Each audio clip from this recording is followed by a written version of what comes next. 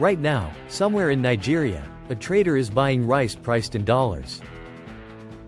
In Saudi Arabia, oil is being sold in dollars. In Argentina, people are lining up to trade their collapsing peso for dollars. None of these countries are American. And yet, the US dollar is quietly running their economies. Here's the wild part. The United States makes up less than 5% of the world's population and about 25% of global GDP. But the dollar is used in nearly 90% of all foreign exchange transactions on Earth. So how did one country's currency end up ruling the entire planet's financial system? And more importantly, can it stay that way? Let's break it down.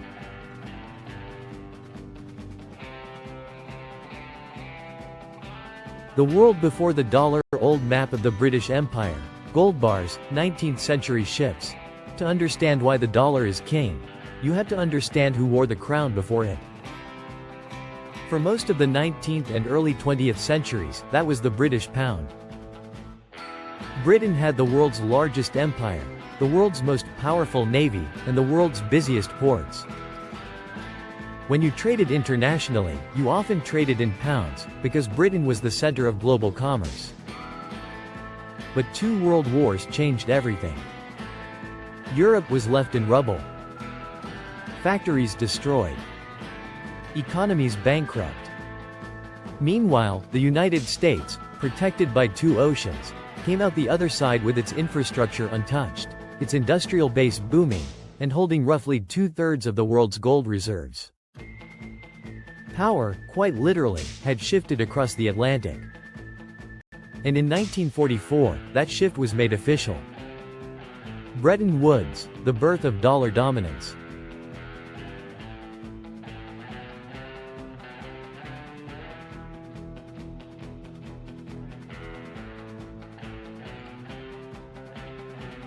In July 1944, delegates from 44 Allied nations gathered at a hotel in Bretton Woods, New Hampshire, to design the financial system for the post-war world.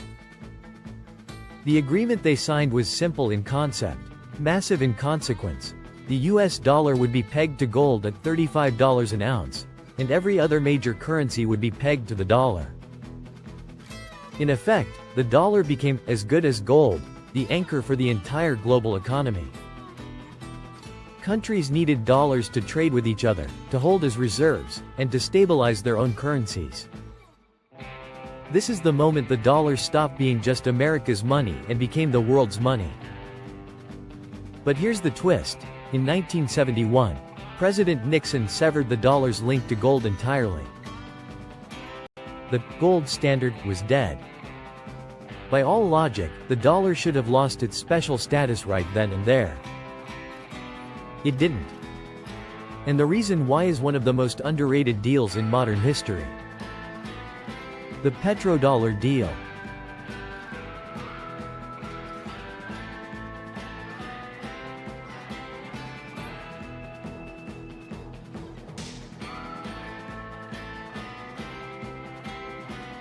In the early 1970s, the US struck an arrangement with Saudi Arabia, and eventually the rest of OPEC. Saudi Arabia would price and sell its oil exclusively in US dollars.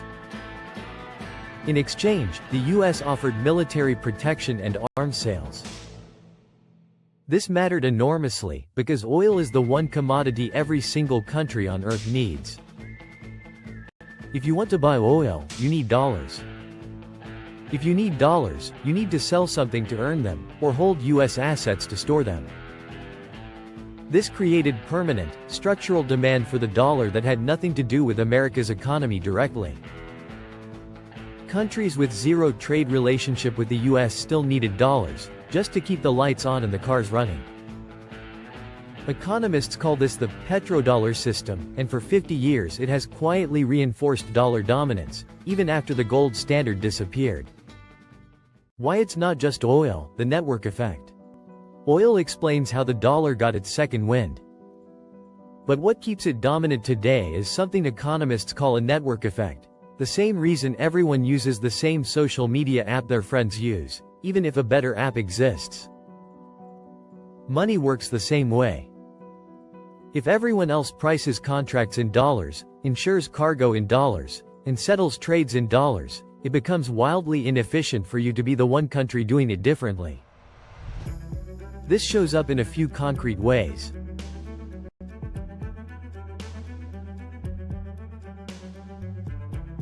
The vast majority of global trade, even between two non-US countries, gets priced in dollars.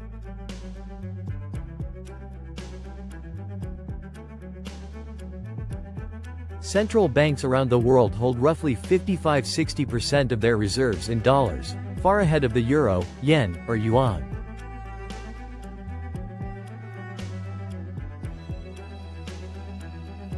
Most cross-border bank transfers rely on a messaging system where dollar clearing plays an outsized role, giving the US enormous visibility and leverage over global transactions.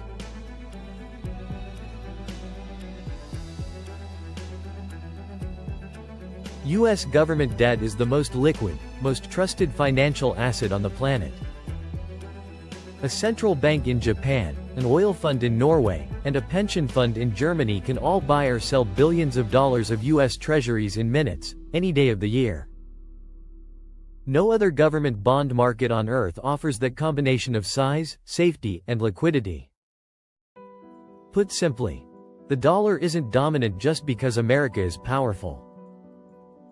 It's dominant because switching away from it is a massive coordination problem. Nobody wants to move first.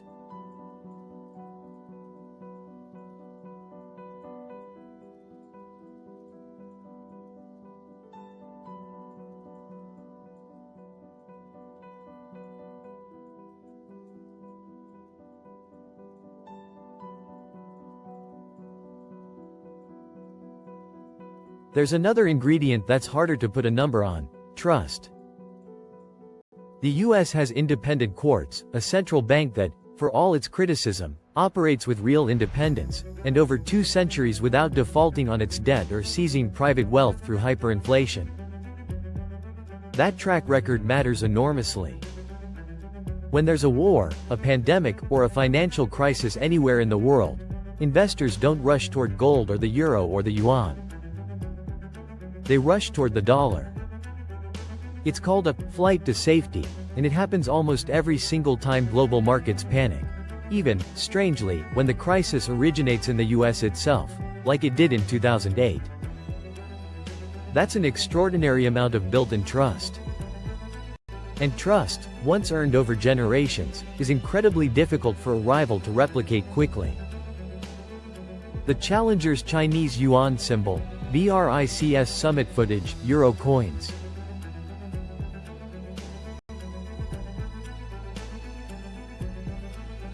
Naturally, not everyone loves this arrangement. Being tied to another country's currency means your own economy can be affected by decisions made in Washington, not your own capital. This has led to repeated talk of de-dollarization. China has pushed the yuan for oil trades with Russia and other partners, and has built its own alternative payment messaging system. The BRICS bloc, Brazil, Russia, India, China, South Africa, and now expanded further, has floated ideas for a shared trading currency. The euro was designed in part to be a genuine rival, and it does hold the number 2 spot in reserves. Even gold has seen a resurgence in central bank buying in recent years. But so far, none of these alternatives has come close to displacing the dollar. The yuan is not freely convertible. China controls its capital flows tightly, which makes other countries wary of holding too much of it. The euro is stable but lacks a single unified bond market as deep as US treasuries. And gold, while trusted, isn't practical for the trillions of dollars in transactions that happen every single day. Dollar dominance isn't guaranteed forever. But dismantling it requires something to replace all 4 pillars at once: the trade invoicing habit, the reserve currency role, the deep liquid bond market, and decades of institutional trust. That's an extremely high bar. Why this matters to you: everyday scenes, grocery store, gas station, phone showing a stock app narrator. So why should any of this matter to someone who isn't a central banker or a hedge fund manager? Because dollar dominance is part of why the US can borrow money more cheaply than almost anyone else on Earth. It's part of why American sanctions, like the ones placed on Russia and Iran, carry so much weight, since being cut off from the dollar system can cripple an economy overnight. The dollar isn't just America's currency. For better or worse, it's the operating system the entire global economy still runs on. Outro.